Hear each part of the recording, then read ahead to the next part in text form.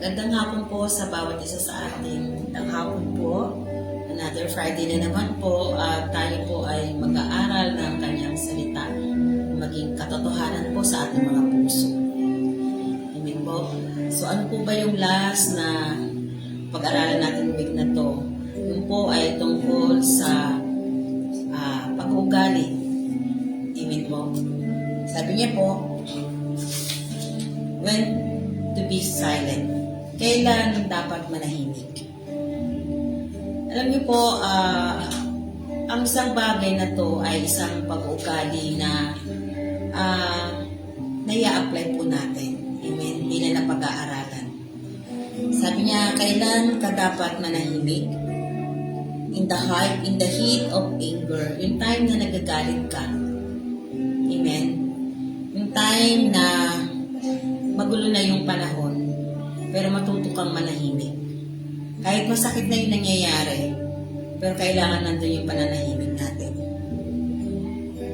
Pag tahimik ka, mas nakakapag-isip ng mas maayos. Pero alam niyo po ba na hindi po madali yung pinagagawa ng Panginoon? Kasi minsan, alam mong tama ka, pero pipilitin mong manahimik para sa kaayusan. May sample po ako, katulad na isang bagyo. May kulog, may hampas ng hangin.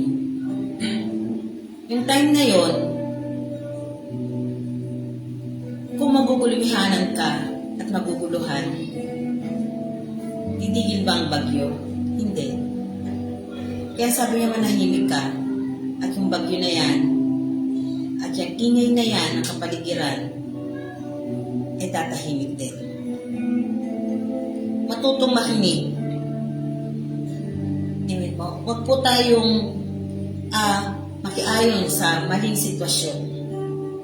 Makinig. Amen. Masarap po mag-react sa mga time na yan. Pero kailangan pong mag-isip at dahan-dahan sa pananalita. Unawain ang sitwasyon kahit galit ka na.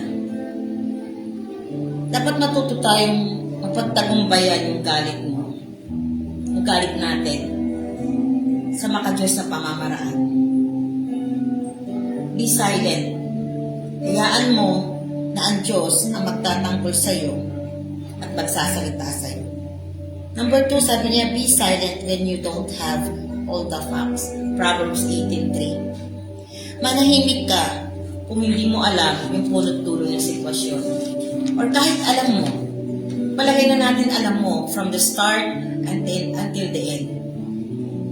Pero huwag ka na makisama sa gulo. Matuto kang manahimik. Siguro, mas mabuting huwag ka na lang umuwi. At even ikaw ay tinatanong, kung alam mo na hindi maganda yung ilalabas ng katotohanan, manahimik na lang po tayo. Keep quiet. Para hindi ka makasakit. At kahit ito ay alam mo, huwag magsalita ng mga bagay na hindi totoo. Hindi po. Number 3, sabi, be silent when you don't have at all the story. Pag hindi mo alam ang buong storya nito, huwag ka na lang magsalita. Tulad sabi ko, kahit alam mo, manahimik na lang po tayo. Huwag kang mag-judge at huwag mo i-judge yung kasama mo. Kailangan alamin natin yung buong istorya. At even alam mo, kung wala ka sa posisyon o right para magsalita, manahimik na lang po tayo. At number 4, sabi niya, be silent if your word will offend a weaker person. Ano po ba yung weaker? Diba? Kailangan mayroong mahinahon na pananalita. Minsan alam niyo po, mas magandang tahimik na lang eh. Bakit? Hindi ka makapagsalita, hindi ka makakasakit. Kasi mas mahirap po yung nagsasalita tayo or nagsasalita tayo sa ibang tao. Tingin mo. Mas magandang ikaw ay manahimik,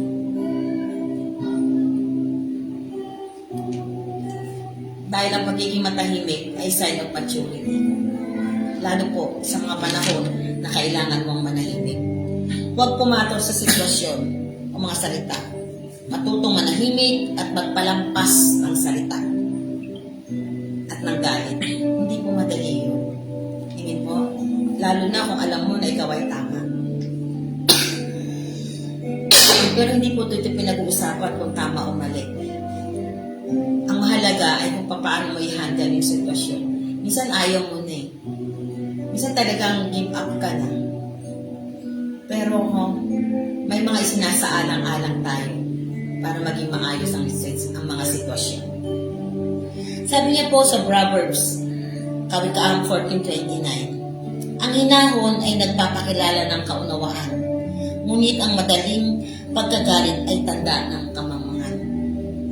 Ang kailangan po natin ay may pagkahinahon, para maunawaan yung mga sitwasyon. Hindi po natin magagawa kung wala itong panalangin. Since dito po tayo sa panalangin, alam niyo po, pag nananalangin tayo, dapat nakikita sa atin. Amen po. Huwag yung konting salita ng tao sa'yo. No? Pumuputok ka na agad. Konting may sinabi lang sa'yo, parang yung pride mo nagpapatapakan na. Hindi po ganun ang sabi ng Panginoon. Ang hinahon ay nagpapakilala ng pagkaunawa, ngunit ang madaling pagkagalit ay tanda ng kamangmangan. At isa sa magiging sandata po natin ay yung panalangin. Alam niyo po, minsan nananalangin, kailangan po nagmamanifest sa atin. Amen. Unang-una, pag makarinig ka ng salita, huwag mong agad patulan. Amen po. Agad mong i-depense yung sarili mo. Amen po. Dahil ang panalangin ay siyang magpo-comfort sa lahat ng sitwasyon. Sa galit mo, prayer can change the situation. Nababago ng panalangin ang sitwasyon at galit. Tuturuan kang manahimik at mag-isip pag nananalangin tayo. Alam niyo po, ang hirap po na nananahimik ka, na alam mo kahit tama ka eh. Kaya lang, mas marami pa yung sinabi yung kausap mo eh. Amen po. Pero kailangan mo manahimik. Yun po ang sabi ng Bible at ng Panginoon. Sabi niya po sa James chapter 1, verse 19 to 20, my dear brothers and sisters, take note of this. Everyone should be quick to listen, slow to speak, and slow to become angry. Verse 20, because human anger does not produce the righteousness that God desires. Sa Tagalog, mga kapatid, kung minamahal, unawain ninyo ito, maging alisto kayo sa pakikinig. Maingat sa pananalita at hindi agad nagagalit.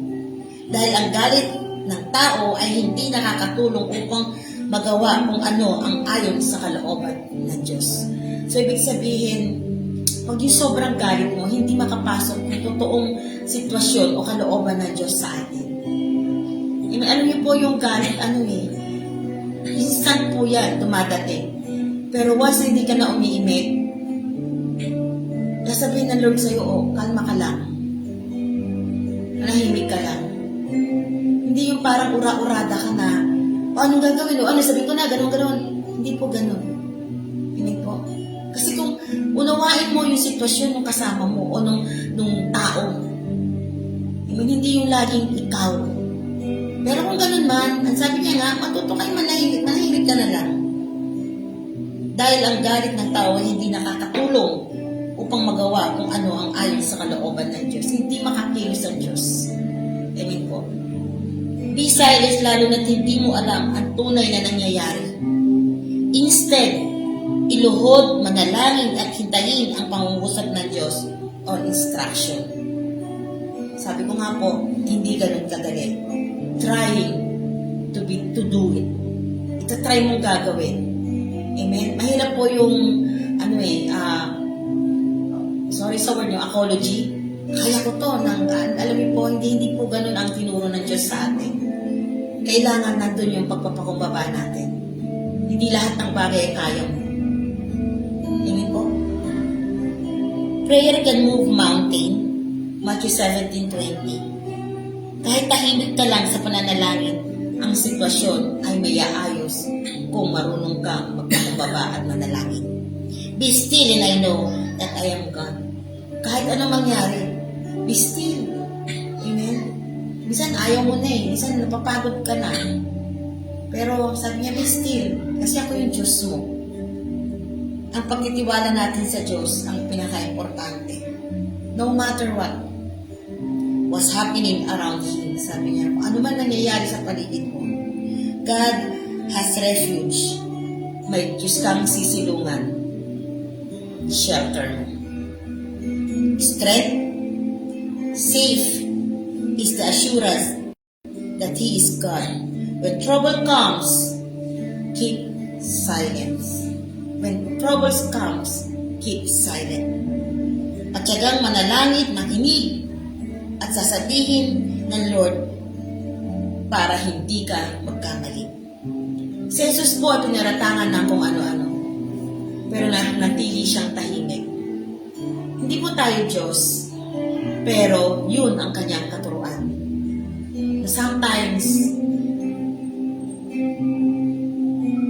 hindi tayo mapakinggan at gusto mo, amen, pero kailangan mong manahimik. Hindi lahat ng sinasabi ay tama at hindi lahat ng sinasabi mo ay tama. Pero ang sabi ng Diyos, matuto kang manahimik. Minsan nga mas masarap kausap ang Diyos. Hindi lang minsan lagi. Sabi ko nga, magsusumbong ako sa Diyos. Kasi alam ko sa Diyos, siya ang sasagot ng lahat na isusumbong mo. Wala pong taong perpekto. Ang Diyos lamang. Kaya kailangan na meron kang pagpakumbaba para matuto kang manahimik. Kasi po, ang taong mapagkumbaba, hindi yan pala salita. Amen po. Pero yung mga taong conceited, yan po yung madaling magano ng self-defense. Nagsi-self-defense eh. Pero hindi po yun ang turo ng Panginoon. Manahimik ka na lang. Kaya mo, ang Diyos na lang. Lagi bahala na lang ang Lord. Diba? Matuto po tayong ibigay ang sitwasyon sa Diyos. Mas magandang huwag na magsalita kung hindi makakatulong. Or kung makakatulong man, baka mali pa rin. Kaya, manahimik ka hanggang sa time na sabihin ng Diyos sa'yo, speak up. At marahil, yung time na sasabihin ng Lord sa'yo, speak up, yun ay magiging maayos at magiging tama. Yun lamang po. At sana po, no, unang-una, be humble para matuto tayo manahimik. Kasi yung mga mabababang loob, amen, mas madali naturuan, mas madaling manahimik. Amen po, yun lamang po. At ito po si Pastora Ellie. Amen. Praise God. Salamat, Pastora Leia, sa mga na-share po sa atin itong buong linggong ito, no? Na patungkol po sa when to be silent. Napakaganda po ng topic na ito. At dito po nagkakaroon ng tamang disiplina para po sa atin. Ano po? Dahil there's a power of silent. Ano po? At silent is the place, ano po, where you can hear God. Yung mga noise po sa kapaligiran ay maaring isang tabi mo para marinig mo ang boses ng Diyos. At ito po ay ang kapangyarihan ng pananahimik. Amen po?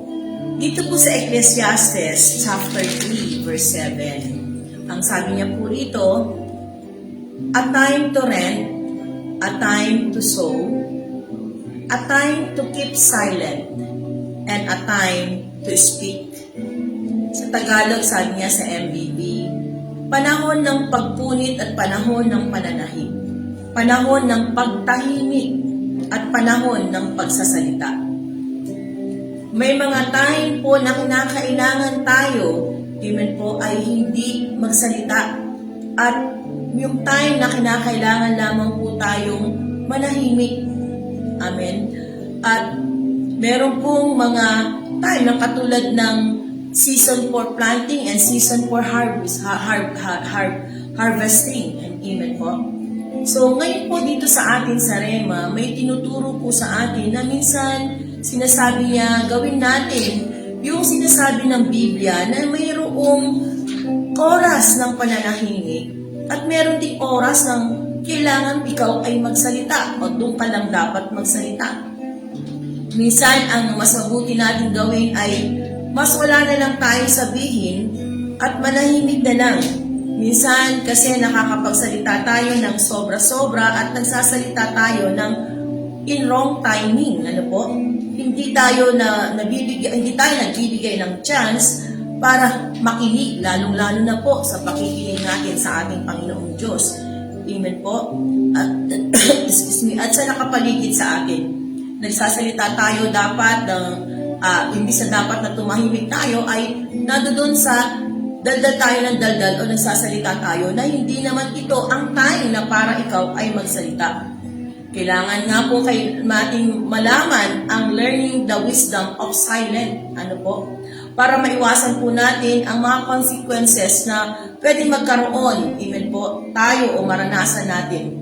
Ang kapayapaan sa puso at isipan natin ay at sa bawat relasyon ng bawat isa sa atin. Ito ang kailangan natin kung gawin bilang isang believers ay yung matutunan po natin na ma-practice kung paano at kung kailan o maaral natin yung tunay na pananahimik po natin.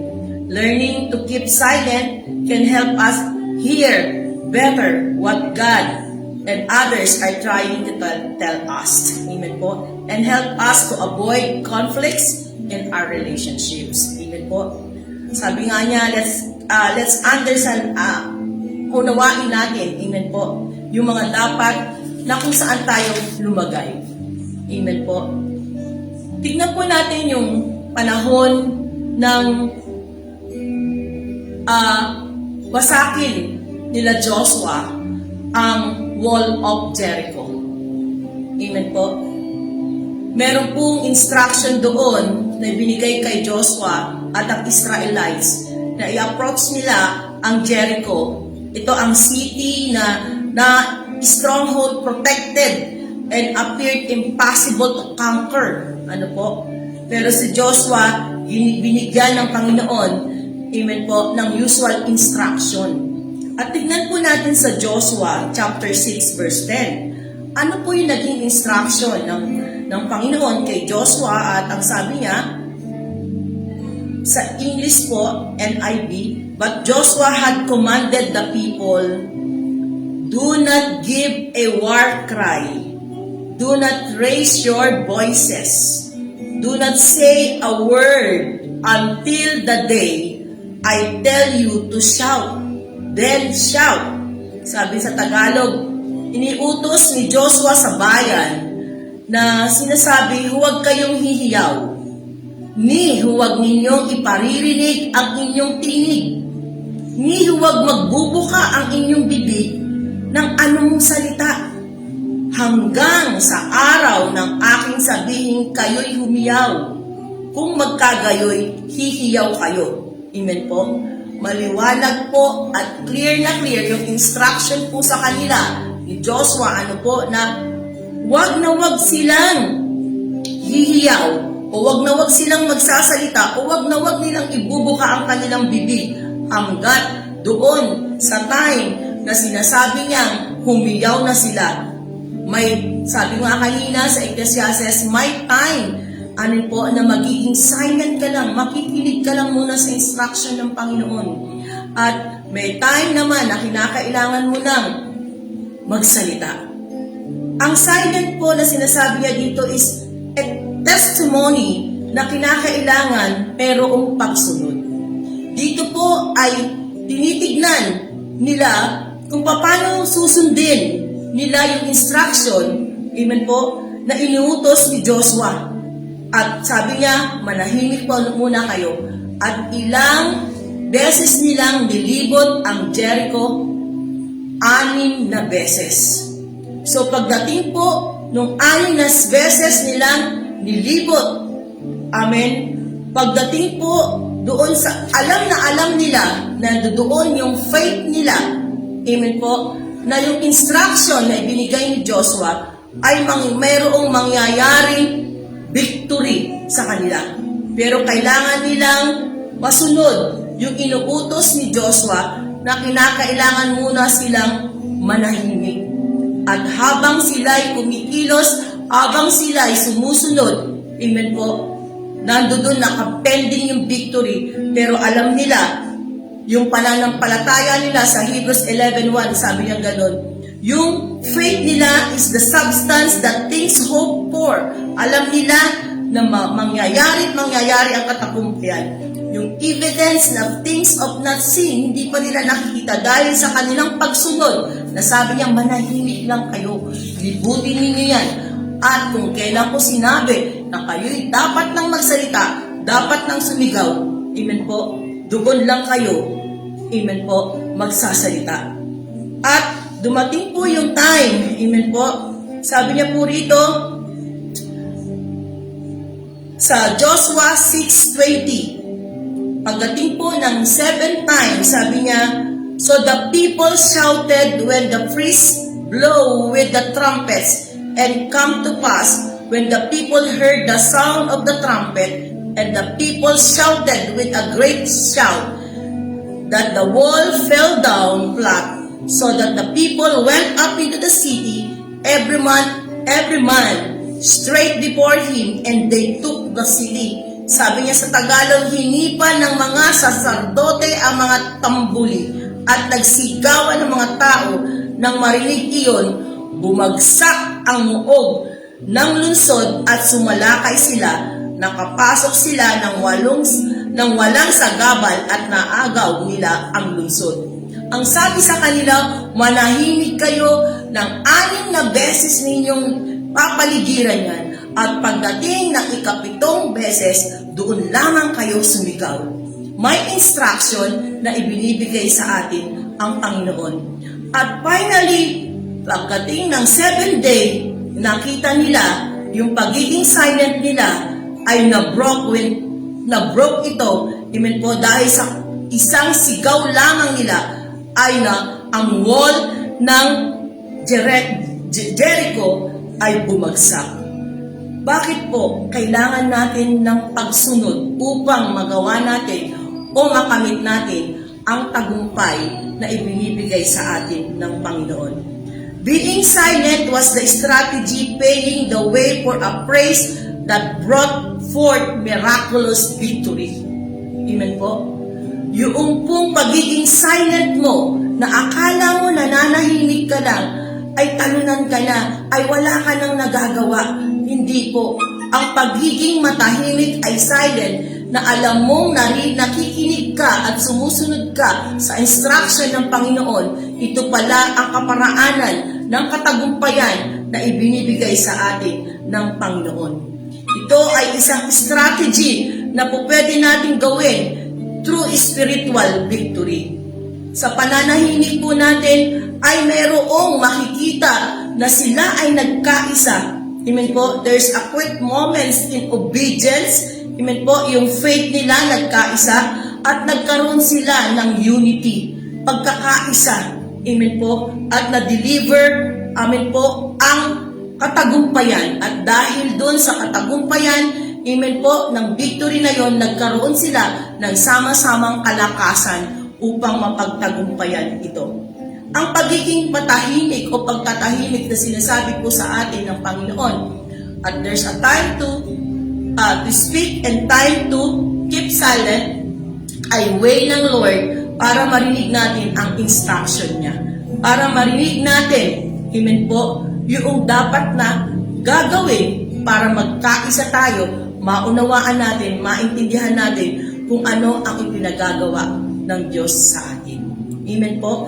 Nawa po, yung ating pong topic ngayon ay maintindihan po natin na ito, ang pagtatahimik ay nagbibigay ng tunay na pangunawa sa kalooban ng Diyos at nagkakaroon ng pagkakaisa, nagkakaroon ng pagpapalakasan sa isa't isa, nag-unite at natatanggap natin ang katagumpayan ng nais ng kalooban ng Diyos para sa atin. Amen po? So, keep silent. There's a time to speak and there's a time to keep quiet o keep silent. Amen po? So makinig lang po tayo sa instruction ng Panginoon. And we will get the victory sa buhay po ng bawat isa sa atin. Amen po? Sige po, tayo po ay patuloy na magpuri at sumamba sa ating Panginoon. Praise you, Jesus. Nanunumbalik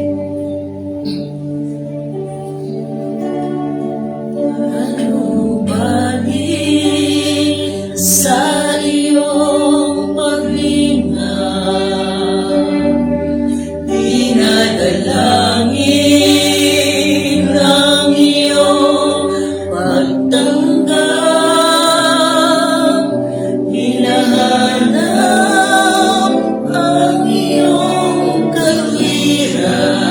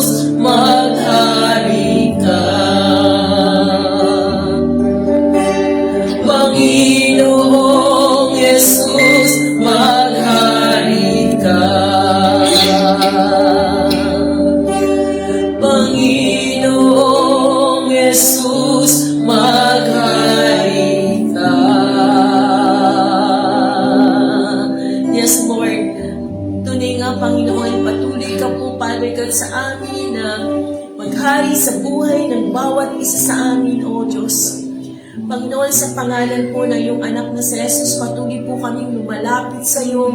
Sama-sama, Panginoon, dito sa Rema na dumudulog, Panginoon.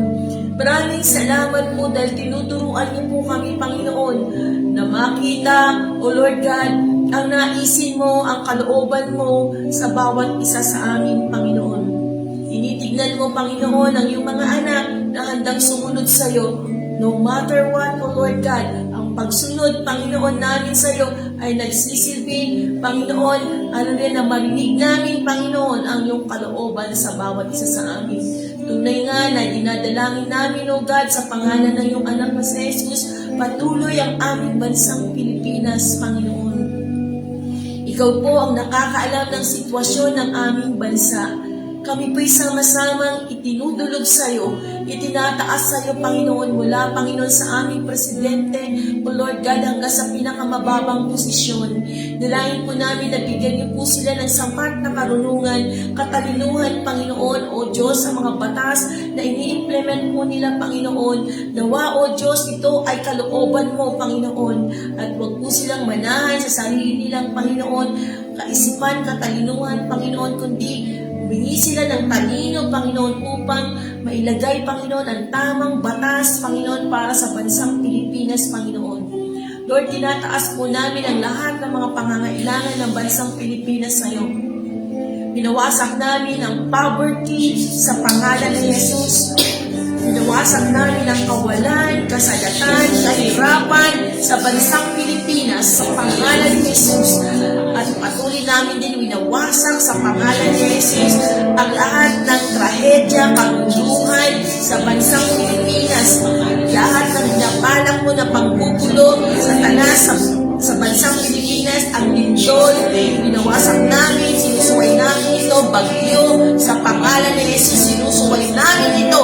Hindi namin tinatanggap ito. Anumang klase paninira mo na sa bansang Pilipinas ay sinusuway namin ito sa pangalan ni Jesus. At anumang post-religion, post-doctrine sa pangalan ni Jesus ay binawasak namin. Kawalan ng pananampalataya, kawalan ng pag-asa sa pangalan ni Jesus ay binawasak namin in Jesus' name.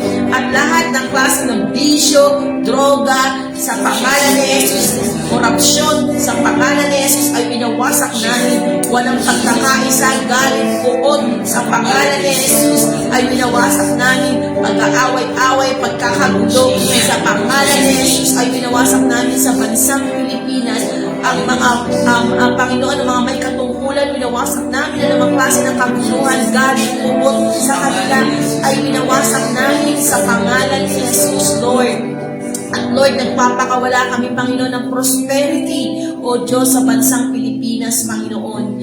Nagpapakawala kami, Panginoon, O Diyos, hallelujah, ng patuloy na pagdaloy, Panginoon, ng hallelujah, abundant blessing, O Lord God, sa pangangailangan ng bansang Pilipinas, Panginoon. Nagpapakawala din po kami, Father God, hallelujah, O Diyos, Lord, yung protection mo sa bansang Pilipinas, Panginoon. Yung pagkakaisa, yung love, joy, peace, patience, kindness, goodness, gentleness, Father God, and self-control, Panginoon. Lord, yung pong prutas ng Espiritu, patuloy mong padaluyin sa bansang Pilipinas, Panginoon. Salamat sa unity, Panginoon. Salamat, Panginoon, sa humbleness, O Lord God, sa mga may katungkulan, Panginoon, upang makita nila, O Diyos, ang naisin mo, Panginoon, sa pagpapalakad nila, Panginoon, sa gobyernong ito, Panginoon.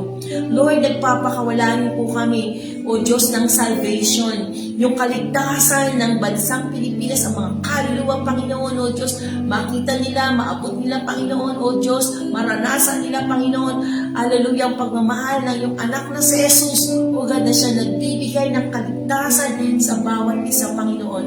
Maraming salamat din po, O Diyos, sa patuloy, Panginoon, ng kapayapaan na ibinibigay mo sa amin, O God.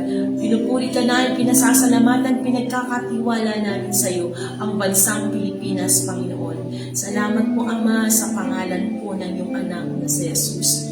Lord, tinataas din po namin sa iyo O God, ang aming everyday Bible study dito sa Rema Philippines, O Lord God. Panginoon, ang mga nagtuturo, O Diyos, na aming mga kapasturan, bigyan niyo po sila ng sapat na katalinuhan na nanggagaling sa iyo, O Diyos, yung revelation, Father God, wisdom and knowledge, O God, hallelujah. Lord, na ma-equip ang bawat isa, ma-encourage ang bawat isa sa bawat maririnig namin, Panginoon, O God. I-bless mo rin sila, ang kanilang pamilya at ang kanilang ministeryo, Panginoon. Pinagkakatiwala po namin sila sa iyo, Ama, sa pangalan po ng iyong anak na si Jesus. Lord, itinataas din po namin sa iyo, Panginoon, ang mga under construction, O Lord God, na mga simbahan namin, O Diyos. Lord, meron kang binigay na vision po sa amin, Pastor, O God. Lord, na malis namin yung 1,000, Panginoon, na churches, O God. Panginoon, sa 1,000 churches, O God, sa bawat isa, Panginoon, na binigay mo sa amin, na vision na yun above the normal, O Lord God. Dalangin po namin, Panginoon, O Diyos, na dalhin niyo po kami doon sa mga simbahan na nakatalaga, Panginoon, para dito sa Rema at doon sa mga kaluluwa na nais ninyo pong abutin para sa amin. Salamat din po, Panginoon, sa mga pangangailangan na yan, O God, sa pagpabukas nito, O God. Kayo ang nagbubukas, kayo rin po ang nagsasara, Panginoon. Kaya, Lord, patuloy niyo pong i-bless dito, Ama, sa pangalan po ng iyong anak na si Jesus. Lord, tinataas din po namin sa iyo ang aming mga kapatiran na nasa abroad. Dalangin po namin, O Diyos, na patuloy niyo po sila, Panginoon. Abutin din, O God. Ingatan, proteksyonan, Panginoon. At Lord, hallelujah, malayo man po sila, Panginoon, sa kanilang pamilya. Lord, dalangin ko, bigay niyo yung joy na nanggagaling sa iyo. And they are your ambassador, O Lord God, na Panginoon, i-spread nila, Panginoon, ang iyong salita, O Diyos. Makita nila si Kristo, makita ng bawat isa na makakausap nila si Kristo sa kanilang buhay, Panginoon. Pinagkakatiwala po namin sila sa iyo, Panginoon, sa pangalan po na iyong anak na si Jesus. Lord, gayon din po, O Ama, tinataas po namin ang mga prayer requests ng bawat isa sa amin, O Diyos. Lord, sa mga nakikinig, na isulat man nila ito, Panginoon, sa papel o babanggitin ng kanilang mga bibig. Dalangin po namin ang mga prayer requests na ito, Panginoon, ay iyo pong tugunin sapagkat sinabi mo, O God, kung kami mananalangin, manalig kami na natanggap na namin iyon at matatanggap na namin. Ngayon pa lang, nagpapasalamat na kami, Panginoon, na ang mga prayer request na yan ay sinagot mo na, Ama, sa pangalan ni Jesus. Gayon din ang aming senior pastor as prayer request ng kabuuan ng Rema. Salamat sa kalakasan at kompletong kagalingan ng aming senior pastor boy. Salamat po, Ama. Ito po ang aming samot na langin sa pangalan ni Jesus. Amen. Yes, Lord, Panginoon, salamat, O God, sa gabi ito na kayo tatas po namin, Panginoon, si Pastor Boy, patuloy na ingatan ng aming senior pastor, Panginoon, O God, sana siya tumako pamaroon. Ganun po ang kanilang mga kapatid, Panginoon, ang pag-ingat na nagmumuna sa iyo. Ganun din po ang mga leaders namin, Panginoon, ingatan mo, O God, at hayaan mo, Panginoon, na i-unite mo, Panginoon, ng bawat leaders, O God, bigay mo yung wisdom, Panginoon, knowledge, Lord, kung paano, O God, may ayos, Panginoon, na simbang pinagkatiwala mo sa mga leaders, O God. Lord, unite mo, bigay mo yung pag-ibig na nagagaling sa iyo sa lahat ng mga leaders namin, Panginoon, O God, na isang layunin na ayon sa iyong kalooban lamang, O God. Kundi din po, Lord, tinatas po namin ang aming mga pastors, ang mga bawat workers, Panginoon, ang bawat simbahan, ang bawat membro, Panginoon, O God, ng aming simbahan. Patuloy mo, natuguin mo lahat ng mga pangailangan nila, Panginoon. Ingatan mo ang mga pastors, ang mga workers, at man sila dumako paroon. Ang pag-iingat lamang na nagmumula sa iyo, Panginoon. Bigay mo ang kasagutan na nagmumula sa iyo sa lahat ng kanilang mga panalangin, O God. Patuloy mo silang palakasin, Panginoon, O God, na iyong salita. Sa time, Panginoon, na sila ay nalulungkot, ang joy, ibigay mo sa kanila yung strength, O God. Patuloy mo ibigay sa kanila mga vision, Panginoon, and mission, Panginoon, kung bakit sila tinawag, kung bakit kami tinawag, Panginoon, bawat isa, at sa mga miyembro, O God, ng aming simbahan, sa mga outreaches, patuloy mo ipaalam ang mga kalooban mo, O God, at ang pag-ibig, Panginoon, na binigay mo, Panginoon, sa bawat isa sa amin. Unite mo ang bawat simbahan, O God, na magkaroon kami, Lord, ng goal, Panginoon, O God, Kung ano, Panginoon, yung kalooban mo sa bawat simbahan, sa bawat isa sa amin, sa mga pastors, sa mga workers, O God, lagi mo silang subaybayan, anuman, Panginoon, ang kanilang kinaroroonan, mga sitwasyon, O God, tugunin mo ang kanilang mga pangailangan. Galing mo po ang kanilang mga mahal sa buhay na kanilang iniwan. At galing po, tinatas po namin, O God, ang lahat ng pangangailangan ng bawat isa. Panginoon, ang mga churches na bubuksan mo pa, dako mo ang aming mga paa, Panginoon, sa lugar kung saan mo kami, Panginoon, idalhin, O God, ikaw ang siyang magbukas nito. At salamat din po, Panginoon, sa marami, O God, na pagpapala na gagaling sa iyo, O God, upang matugunan ng mga renta, mga allowances, Panginoon, ng aming mga workers, O God, ang bawat simbahan at ang bawat isa sa amin, O God. Patuloy mo kami na patatagin, Panginoon. Salamat sa maraming mga workers, salamat sa maraming pastor, O God, na magbibigay ng kanilang buhay. Patuloy mo kami ingatan sa lahat ng aspeto, Panginoon. At dalangin din po namin ang aming nalalapit na anniversary, Panginoon, ngayong February 9, O God, patuloy, O God, na niwala kami na ibibigay mo ang tamang lugar kung saan ikaw aming pupurihin at sasambahin, O God. Lord, ikaw ang mag-provide ng lahat ng aming mga kailangan sa araw ng anniversary at ang maging ang lugar, Panginoon, kung saan iraraos, Panginoon, O God, papasalamat sa iyo, Panginoon, sa another year na binigay mo sa aming simbahan at sa bawat isa sa amin. Ingatan mo ang bawat isa sa amin, Panginoon, ang pagpapala nagmumula sa iyo, Panginoon, O God, ay aming inaangkin. Patuloy mo kami, Panginoon, na bigyan ng patuloy na eagerness na maglingkod sa iyo, Panginoon, O God, na masunod ang kalooban mo lamang, Ama. Maraming pong salamat. Ito po ang aming isang magdalangin sa pangalan ng Jesus. Amen. Tayo may muling magpuri sa Panginoon, katapatan mo, Diyos. Hallelujah. Katapatan mo, O Diyos, tunay at dakila. Ang pag-ibig mo'y wagas at walang kapantay sa aking puso, sa aking buhay.